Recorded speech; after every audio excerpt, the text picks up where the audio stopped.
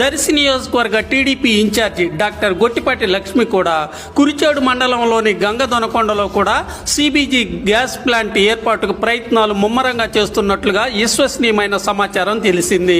ప్రకాశం జిల్లాకు 5 CBG gas ప్లాంట్లు కేటాయింపు జరగగా అందులో ఒక ప్లాంట్ సాధించేందుకు డాక్టర్ గొట్టిపాటి లక్ష్మి ప్రయత్నాలు చేస్తున్నారని, ఈ ప్లాంట్ ఏర్పాటు జరిగితే ఎంతో మందికి ఉద్యోగ ఉపాధి అవకాశాలు అలాగే రైతులకు కూడా ప్రయోజనాలు చేకూరే అవకాశం ఉంటుందని తెలుస్తుంది.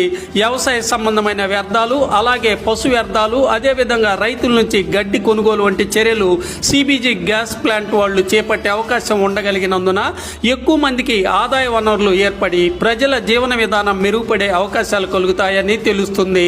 దాదాపుగా కురిచేడు మండలం గంగదొనకొండకు సిబిజి గ్యాస్ ప్లాంట్ను టీడీపీ ఇన్ఛార్జి డాక్టర్ గొట్టిపాటి లక్ష్మి సాధించే అవకాశాలే మెండుగా కనిపిస్తున్నాయి.